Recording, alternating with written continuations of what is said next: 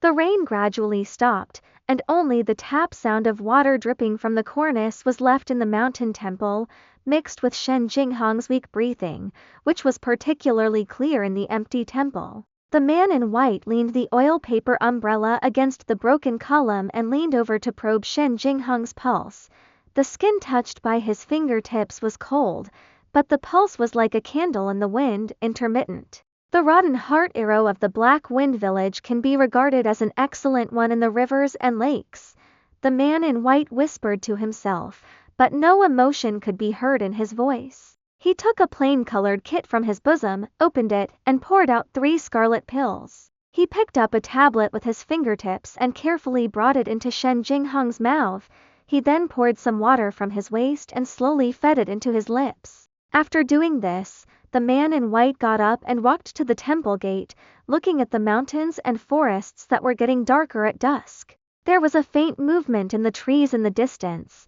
His eyes sank slightly, and with a flick of his finger, a short silver needle broke through the air and pierced into the depths of the trees. Only to hear a cry of pain, a black shadow stumbled out from behind the tree. It was the Black Wind Village underlings who had just escaped. It turned out that he had not gone far, but wanted to squat here. If you dare to spy again, it won't be as simple as breaking a leg next time. The voice of the man in white was as cold as frost, and the minions were so frightened that they rolled and crawled, dragged their legs injured and disappeared into the mountains and forests, and never dared to look back.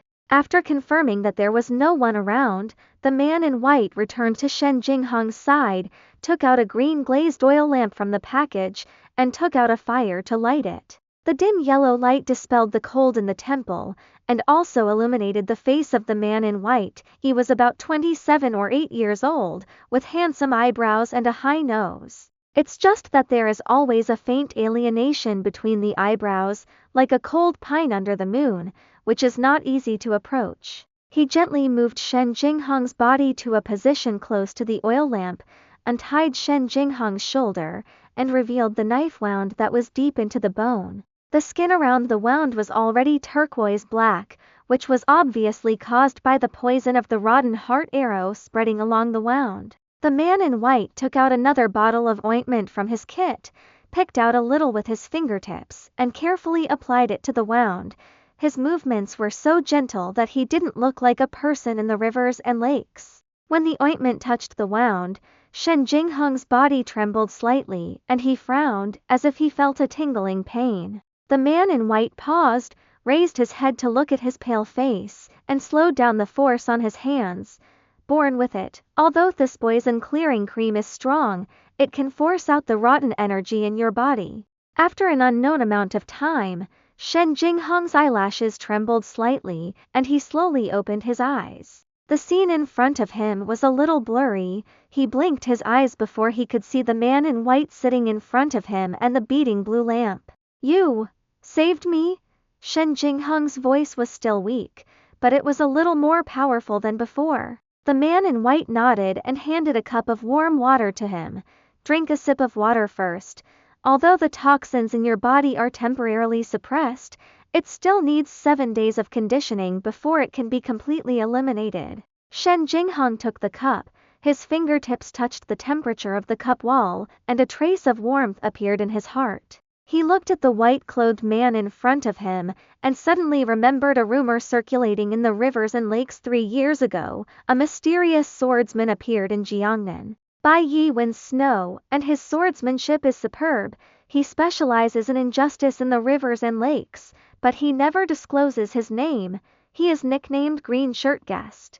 It was just that the rumors said that the green-shirted guest used a long sword, but the person in front of him just used a short needle, which made him a little unsure. "Dare to ask Your Excellency Gao's name? This life-saving grace, Shen will definitely be rewarded." Shen Jinghong cupped his hands and said, because his body was weak, his movements seemed a little slow. Hearing this, the man in white smiled faintly.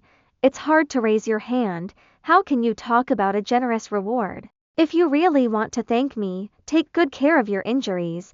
Don't let the people of Black Wind Village find another opportunity." He didn't answer his name, but changed the topic. The disaster relief food you escorted has really been delivered to Kingju Mansion? Shen Jinghong was startled, then nodded. This is absolutely true. I split up with the 3 guards, and the grain books and most of the grain and grass were sent to Kingju by the guards. I deliberately lured away the people from the Black Wind village, but I didn't expect them to be so difficult to deal with. The power of the Black Wind village has been growing in recent years, and there may be a backer behind it.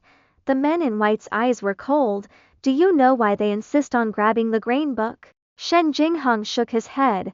I am also wondering about this. The disaster relief grain was originally prepared for the people of Kingju.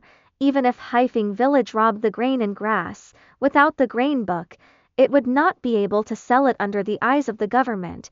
They are so persistent, it is really unreasonable. The man in white was silent for a moment and said slowly, perhaps, what they want is not the grain book itself, but what is recorded in the grain book.